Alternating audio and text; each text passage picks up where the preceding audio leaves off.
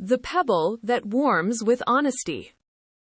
Zorya was the kind of girl who noticed things other people walked right past. The crooked stripe on a snail shell, the one cloud shaped like a teapot, the loose thread on Miss Karras's cardigan that swayed when she wrote on the board. She sat in the third row of her classroom at a scuffed wooden desk that had held 100 elbows before her own, and most days that was exactly the kind of quiet, unnoticed life she liked.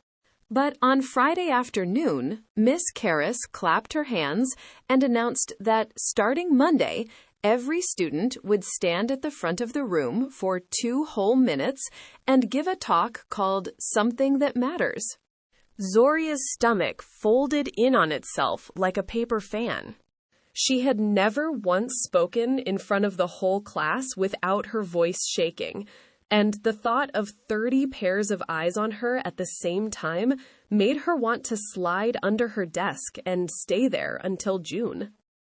That same afternoon, digging through the back corner of her desk for a lost eraser, her fingers closed around something small, smooth, and surprisingly cool. It was a pebble, blue-gray and thumb-sized, worn so soft by years of hands that it felt almost like glass. "That desk is older than the building, more or less," Miss Karras said when Zorya held it up, smiling the way she did when a question pleased her. "Dozens of students before you must have kept things in there."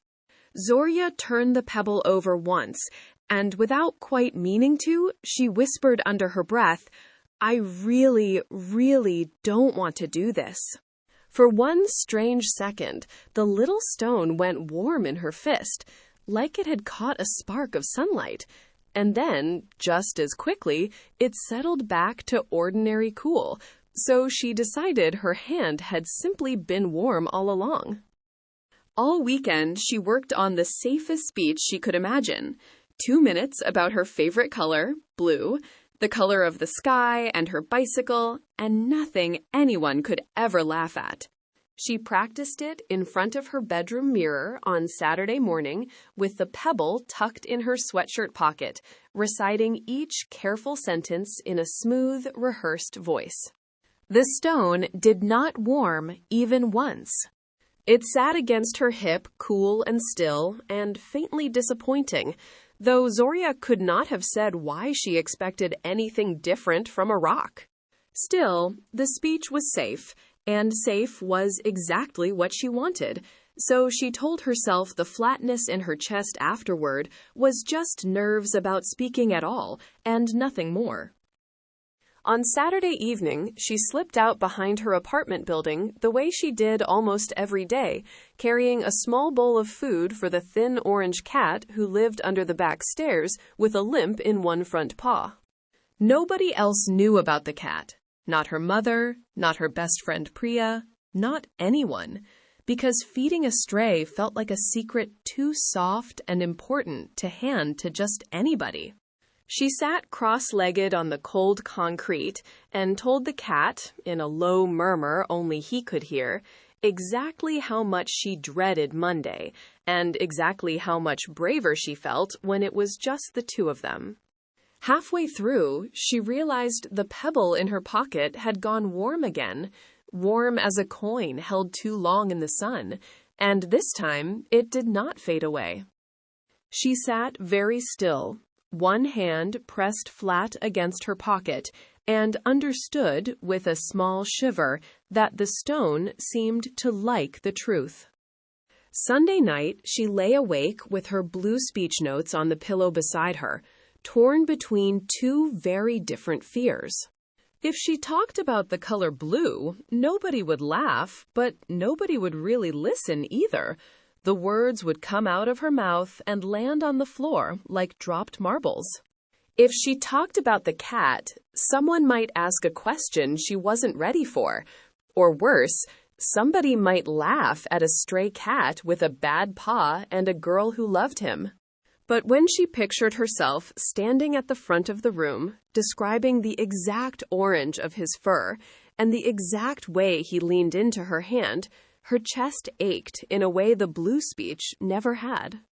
Close to midnight, hands trembling, she crossed out every line about her favorite color and began writing about the cat instead, and the pebble on her nightstand glowed warm enough that she checked twice to be sure it wasn't a trick of the lamp.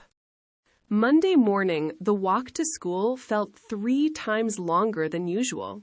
With every step, Zorya's courage seemed to leak out through the soles of her shoes, and by the time she reached the front gate, she was almost ready to turn back to the safe blue speech just to survive the day without anyone truly looking at her. She slid her hand into her pocket and silently rehearsed the old, careful sentences about the sky and her bicycle, and the pebble went instantly, unmistakably cold, colder than the morning air itself. She stopped walking right there on the sidewalk, startled, and closed her fingers tighter around the stone, as if she could warm it back up through sheer stubbornness.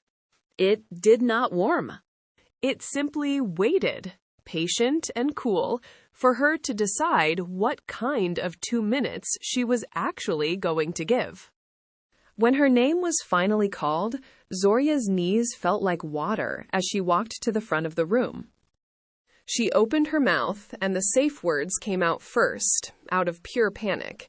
My favorite color is blue, flat and small, and the pebble sat like a lump of ice in her clenched hand. Her voice cracked on the second sentence, and for one horrible moment, she thought she might simply stop talking altogether and run back to her seat. Instead, she took one shaking breath, the kind Miss Cyrus had once shown the class for calming down, and said, in a much quieter voice, "Actually, that's not what matters to me. Can I start over?" Then she told them about the orange cat under the back stairs, about his crooked paw and his rough, grateful purring, about the small bowl she carried out every evening, even when it was raining.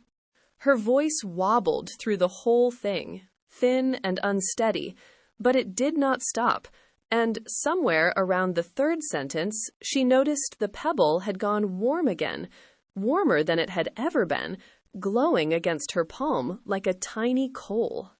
The classroom, usually a rustle of paper and whispers, had gone strangely, attentively quiet. When she finished, Priya raised her hand first, not to laugh, but to ask softly, "Is he going to be okay?"